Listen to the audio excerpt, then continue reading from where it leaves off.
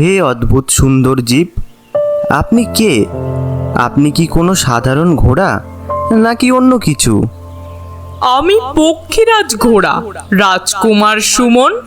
আমি জানি তুমি কেন এই জঙ্গলে এসেছো।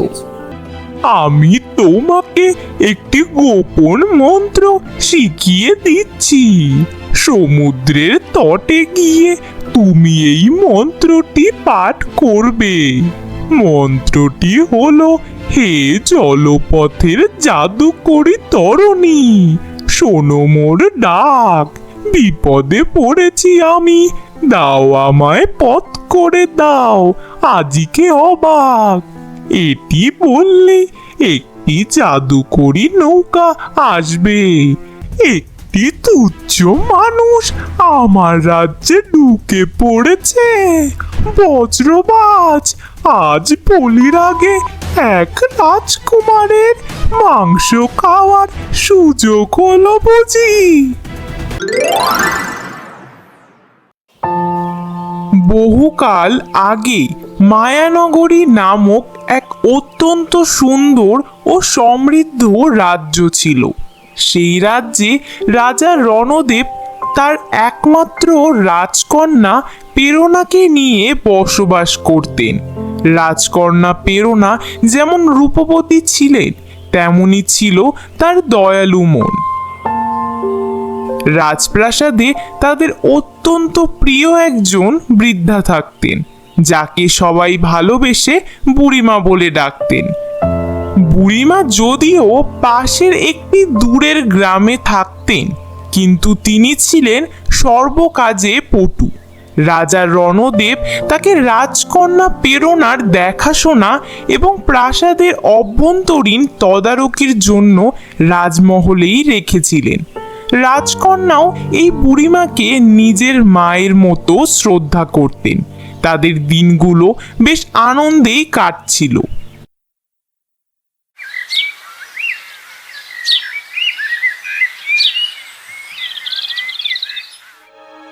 কিন্তু একদিন হঠাৎ সেই শান্তিময় জীবনে এক দুশ্চিন্তার ছায়া নেমে এলো। একদিন দুপুরবেলা বুড়িমার গ্রাম থেকে এক লোক এসে খবর দিল যে বুড়িমার নাতনির খুব অসুস্থ। খবরটি শুনে বুড়িমা অস্থির হয়ে পড়লেন। ওরে বাবা, তুই কি খবর দিলি? আমার আদরের নাতনিটা কি খুব অসুস্থ? তার কি হয়েছে রে? হ্যাঁ বুড়িমা, খবর ভালো নয়। বৈদ্যমশাই বলেছেন পরিস্থিতি খুব খারাপ। তোমাকে এখনই গ্রামে ফিরতে হবে। দেরি করলে হয়তো আর দেখাই পাবে না। না না, এমন কথা বলিস না। রাজকন্যা, ও রাজকন্যা, রাজা মশাই কোথায়? আমাকে এখনই একবার তাদের সাথে যে দেখা করতে হবে। বুড়িমা তড়িঘড়ি করে রাজা রণদেবের দরবারে উপস্থিত হলেন। তার চোখে মুখে তখন গভীর উদ্বেগের ছাপ। এ কি বুড়িমা, তুমি এমন হাঁপাচ্ছ কেন? কি হয়েছে তোমার? রাজা মশাই, বড় বিপদ। আমার গ্রাম থেকে লোক এসেছে। আমার একমাত্র নাতনিটা মরণাপন্ন। আমাকে এখনই গ্রামে যেতে হবে। আজ বিকেলের মধ্যে না পৌঁছলে হয়তো কোনো অঘটন ঘটে যাবে। রাজা মশাই, আমাকে কি কয়েকদিনের ছুটি দেবেন? এ কি বলছো বুড়িমা? নাতনির শরীর খারাপ? এ তো বড় চিন্তার ব্যাপার। তুমি একদম চিন্তা করো না। তুমি এক্ষুনি রওনা দাও। তোমার নাতনি যেন দ্রুত সুস্থ হয়ে ওঠে, এটাই প্রার্থনা করি। রাজকন্যাকে নিয়ে তুমি একদম চিন্তা করো না, আমরা সামলে নেব। আপনি খুব দয়ালু রাজা মশাই। রাজকন্যার দিকে একটু খেয়াল রাখবেন। আমি নাতনিকে একটু সুস্থ দেখলেই ফিরে আসবো। তুমি সাবধানে যেও বুড়িমা। তোমার নাতনির জন্য আমার এই মুক্তোর মালাটা নিয়ে যাও, এটা বিক্রি করে ভালো বৈদ্য ডেকো। বেঁচে থাকো মা, তুমি যে সাক্ষাৎ মা লক্ষ্মী। আমি তাহলে আসি রাজামশাই। বুড়িমা চোখের জল মুছতে মুছতে তার গ্রামের দিকে রওনা দিলেন। এদিকে মায়ানগরী থেকে কয়েক হাজার মাইল দূরে 7 সমুদ্র পার করে অবস্থিত ছিল এক ভয়ঙ্কর দ্বীপ, যার নাম সাগরপুরী। সেখানে বাস করত ভয়ঙ্করী রাক্ষসী শকুন্তলা এবং তার অনুচর রাক্ষস বজ্রবাজ। শকুন্তলা দীর্ঘকাল ধরে মায়ানগরীর ওপর নজর রাখছিল। সে চাইছিল সেই পবিত্র ও সুখী রাজ্যটিকে দখল করতে, কিন্তু রাজপ্রাসাদের রক্ষা কবচ আর বুড়িমার সজাগ দৃষ্টির কারণে সে সফল হতে পারছিল না। বজ্রবাজ, শুনেছিস সেই বুড়িটা রাজ্য ছেড়ে চলে গেছে? এখন মায়ানগরীর রাজকন্যা একা। এটাই তো আমাদের সুযোগ। ঠিক বলেছ মহারানী, কিন্তু আপনি রাজকন্যাকে আনবেন কিভাবে? রাজা তো আপনাকে রাজপ্রাসাদে ঢুকতে দেবে না। তার জন্য আমাকে বুদ্ধি খাটাতে হবে। মায়াবী শক্তিতে আমি রূপ বদলাবো। আমি ঠিক সেই বুড়ির রূপ ধরব যে মাত্রই প্রাসাদ থেকে বের হয়েছে। রাজা বুঝতেও পারবে না সে কাকে নিজের মেয়ের দায়িত্ব দিচ্ছে। চমৎকার পরিকল্পনা। রাজকন্যাকে যদি আমরা সাগরপুরীতে বন্দি করতে পারি, তবে রাজামশাই চিরকাল আমাদের দাস হয়ে থাকবে। তুই এখানেই থাক বজ্রবাজ। আমি আমার মায়াবী রূপে এখনই মায়ানগরী যাচ্ছি। আজ রাত হওয়ার আগে রাজকন্যা প্রেরণা হবে আমাদের বন্দি। রাক্ষসী শকুন্তলা তার জাদু মন্ত্রে মুহূর্তের মধ্যে সেই বৃদ্ধা বুড়িমার রূপ ধারণ করলো। সে মায়ানগরীর রাজপ্রাসাদে ফিরে এলো ঠিক তার 2 দিন পরে। রাজা রণদেব তাকে দেখে অবাক হলেন। এ কি বুড়িমা, তুমি তো মাত্র 2 দিন আগে গেলে, এত তাড়াতাড়ি ফিরে এলে যে? তোমার নাতনি কি এখন সুস্থ? তোমার তো আরো কয়েকদিন থাকার কথা ছিল। রাজা মশাই, নাতনি কিছুটা সুস্থ হয়েছে বটে, কিন্তু একটা সমস্যা যে হয়েছে। সে সারাদিন শুধু রাজকন্যার নাম জপছে। রাজকন্যাকে না দেখলে নাকি সে ভাত খাবে না। তার খুব আবদার যে রাজকন্যাকে একবার দেখতে চায়। তাই আমি ভাবলাম রাজকন্যাকে কি কয়েকদিনের জন্য আমার গ্রামে নিয়ে যাওয়া যায়। আমি নিজে তাকে নিয়ে যাব আর নাতনির সাথে দেখা করিয়ে দিয়েই আবার 2 দিন পরেই ফিরে আসব। কিন্তু বুড়িমা, রাজকন্যা তো কখনো প্রাসাদের বাইরে একা থাকেনি। তোমার গ্রাম তো এখান থেকে অনেক দূরে। রাজা মশাই, আমি থাকতে আপনার ভয় কিসের? আমি তো ওকে নিজের মেয়ের মতোই দেখি। তাছাড়া রাজকন্যা তো অনেক দিন কোথাও যায়নি। একটু ঘুরে এলে ওর মনটাও যে ভালো থাকতো। বুড়িমা যখন বলছে তখন মনে হয় যাওয়া উচিত আমার। বুড়িমার নাতনিটা অসুস্থ, আমি গেলে হয়তো ওর শরীরটা আরো তাড়াতাড়ি সেরে উঠবে। আচ্ছা ঠিক আছে, যখন প্রেরণা যেতে চাইছে তখন আর বাধা দেব না। বুড়িমা, তুমি সাবধানে ওকে নিয়ে যেও। আর মনে রেখো, আমার মেয়ের যেন কোনো কষ্ট না হয়।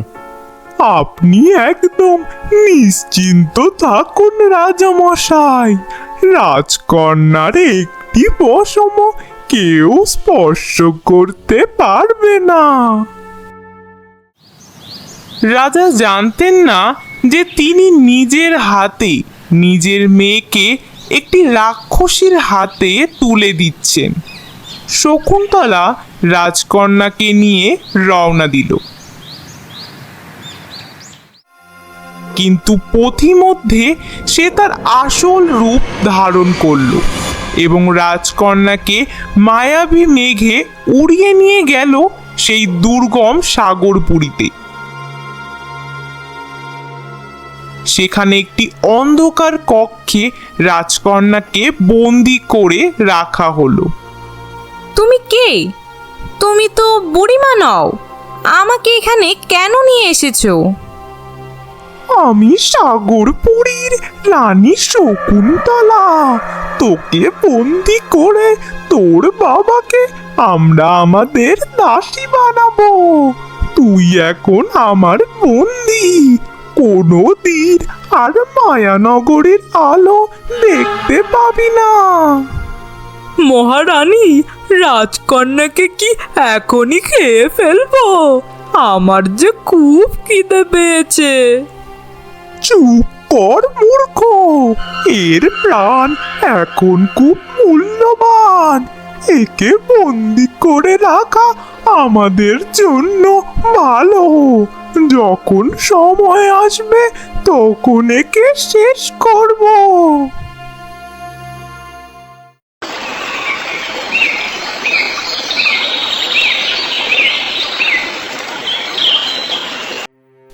এদিকে কয়েক সপ্তাহ পার হয়ে গেল।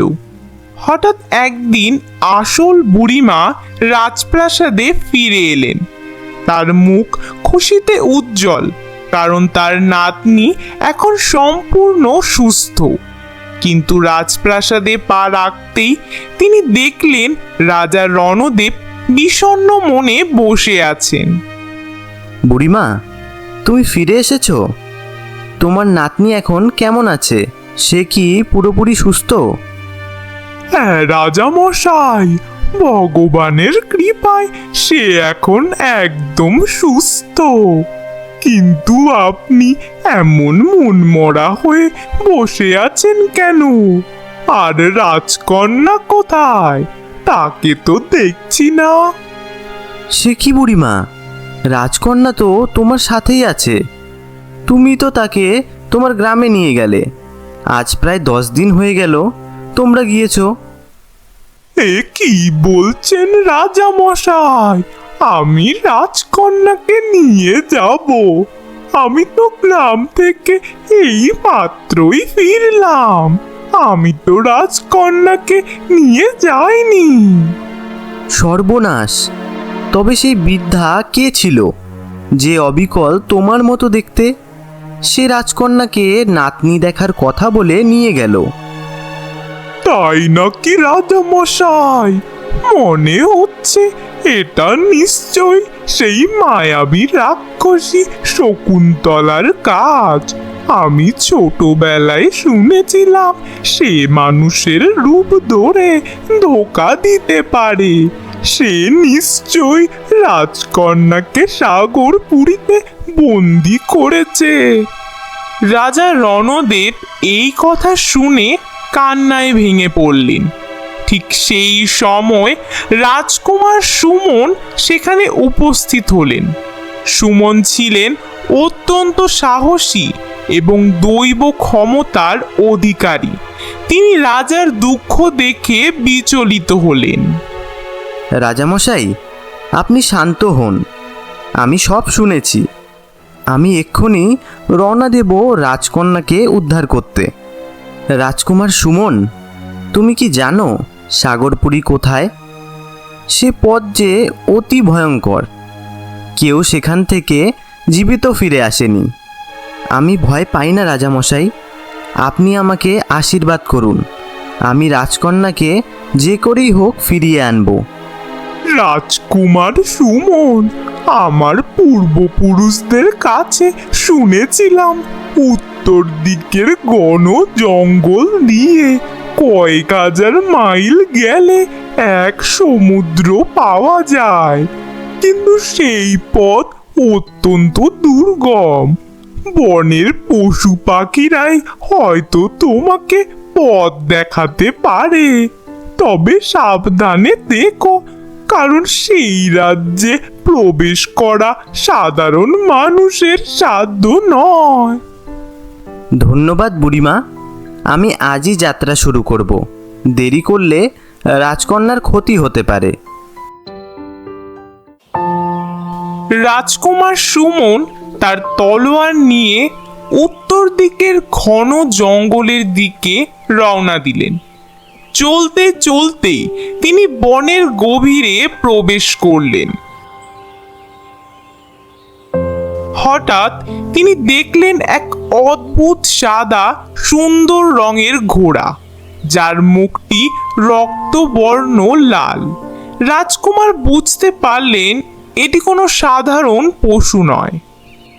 হে অদ্ভুত সুন্দর জীব, আপনি কে? আপনি কি কোনো সাধারণ ঘোড়া নাকি অন্য কিছু? আমি পক্ষীরাজ ঘোড়া, রাজকুমার সুমন। আমি জানি তুমি কেন এই জঙ্গলে এসেছো। পশু পাখিরা তোমার আসার খবর আমাকে আগে থেকেই দিয়েছে।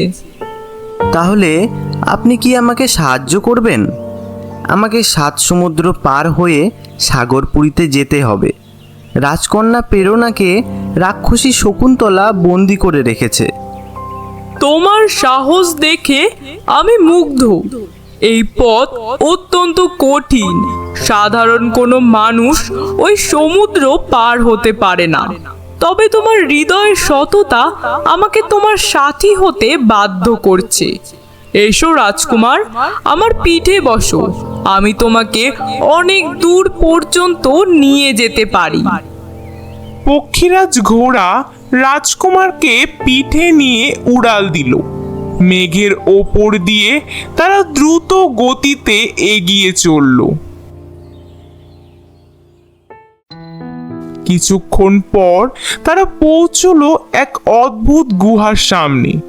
গুহাটি দেখতে ছিল একটি বিশাল ব্যাঙের মুখমণ্ডলের মতো। রাজকুমার, এই গুহায় থাকেন বনবুড়ি। তিনি একজন রাক্ষসী হলেও অত্যন্ত দয়ালু এবং ন্যায়পরায়ণ। তিনি শকুন্তলার ঘোর বিরোধী। তিনি তোমাকে সমুদ্র পার হওয়ার উপায় বলে দিতে পারবেন। কে তোমরা? আমার গুহার সামনে কিসের কোলাহল? পক্ষীরাজ, তুমি একজন মানুষকে এখানে কেন নিয়ে এসেছো? প্রণাম বুড়িমা, আমি মায়ানগরীর রাজকুমার সুমন। শকুন্তলা রাক্ষসী আমাদের রাজকন্যাকে বন্দি করেছে। আমি তাকে উদ্ধার করতে চাই। দয়া করে আমাকে পথ দেখান।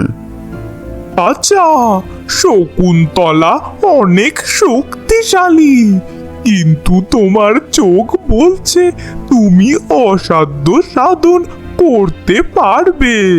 শোনো, সামনেই সেই অসীম সমুদ্র, কিন্তু সেখানে কোনো পশু বা পক্ষীরাজ প্রবেশ করতে পারবে না। সেখানে যে তোমাকে একাই যেতে হবে। তাহলে বুড়িমা, এখন আমি কি করব? আমি তোমাকে একটি গোপন মন্ত্র শিখিয়ে দিচ্ছি। সমুদ্রের তটে গিয়ে তুমি এই মন্ত্রটি পাঠ করবে। মন্ত্রটি হলো, হে জলপথের জাদুকরী তরণী, শোনো মোর ডাক। বিপদে পড়েছি আমি, দাও আমায় পথ করে দাও, আজিকে অবাক। এটি বললে একটি জাদুকরী নৌকা আসবে, যা তোমাকে নিমিষেই 7 সমুদ্র পার করে সাগরপুরীতে পৌঁছে দেবে। আমি চললাম বুড়িমা, তোমাকে অনেক অনেক ধন্যবাদ। রাজকুমার সুমন পক্ষীরাজকে বিদায় জানিয়ে সমুদ্র তীরে পৌঁছলেন। সেখানে দাঁড়িয়ে তিনি গভীর বিশ্বাসে সেই মন্ত্রটি পাঠ করলেন। সাথে সাথে নীল জলের মধ্যে থেকে এক অতি সুন্দর জাদুকরী সোনার নৌকা ভেসে উঠল। রাজকুমার নৌকায় পা দিতেই তা তীরের বেগে সমুদ্রের ঢেউ চিরে এগিয়ে চলল। কিছু সময়ের মধ্যেই রাজকুমার পৌঁছে গেলেন সাগরপুরী দ্বীপে।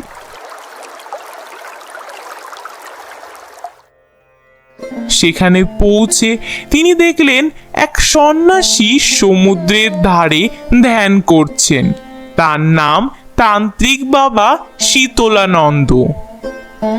প্রণাম নেবেন গুরুদেব। আমি এক মহান উদ্দেশ্যে এখানে এসেছি। আমাকে সাগরপুরীর রাক্ষসদের বিনাশ করতে হবে। আমি জানতাম তুমি আসবে রাজকুমার। আমি আমার ধ্যানে সব দেখতে পেয়েছি। শকুন্তলা এবং বজ্রবাজকে মারা অত সহজ নয়। তাদের প্রাণ তাদের শরীরে নেই। তবে কোথায় আছে তাদের প্রাণ? কিভাবে তাদের শেষ করা সম্ভব? এই দ্বীপের মাঝখানে এক গোপন কক্ষ আছে। সেই কক্ষের ভেতরে একটি রূপোর কৌটো আছে। সেই কৌটোর ভেতরে আছে একটি কালো ভ্রমর। সেই ভ্রমরটিই হলো শকুন্তলা ও তার অনুচরদের প্রাণভোমরা। তুমি যদি সেই প্রাণভোমরটি ধরে আমার কাছে নিয়ে আসতে পারো, তবে আমি আমার মন্ত্রপুত আগুনের সাহায্যে তাদের ভস্ম করতে পারবো। আমি এক্ষুনি যাচ্ছি গুরুদেব। কিন্তু রাজকন্যা কেমন আছে? রাজকন্যা এখনো পর্যন্ত সুরক্ষিত আছে। তবে আজ অমাবস্যার রাত। শকুন্তলা আজ তাকে বলি দেওয়ার পরিকল্পনা করছে। তোমাকে দ্রুত কাজ করতে হবে। তুমি ভ্রমরটি আনো। আমি এখানে যজ্ঞের আগুন প্রস্তুত রাখছি। রাজকুমার সুমন অতি সাবধানে রাজপ্রাসাদে প্রবেশ করলেন।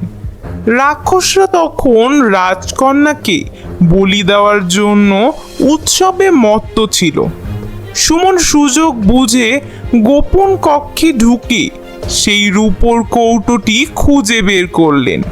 তারপর বিদ্যুৎ গতিতে তিনি ফিরে এলেন তান্ত্রিক বাবার কাছে। তান্ত্রিক বাবা, এই নিন কৌটো। ভ্রমরটি এর ভেতরেই আছে। সাব্বাস রাজকুমার। এবার তুমি প্রাসাদে গিয়ে শকুন্তলাকে কথার জালে আটকে রাখো। আমি এখানে মন্ত্র পড়া শুরু করছি। মন্ত্র শেষ হওয়ার সাথে সাথে ওদের বিনাশ ঘটবে। রাজকুমার সুমন আবার প্রাসাদে ফিরে গেলেন এবং শকুন্তলার সামনে গিয়ে দাঁড়ালেন। একে দেখছি একটি তুচ্ছ মানুষ আমার রাজ্যে ঢুকে পড়েছে। বজ্রবাজ, আজ বলির আগে এক রাজকুমারের মাংস খাওয়ার সুযোগ হলো বুঝি। দাঁড়াও শকুন্তলা, তুমি কি মনে করো তুমি অমর? তোমার পাপের ঘরা যে পূর্ণ হয়েছে। তোমার শেষ সময় ঘনিয়ে এসেছে।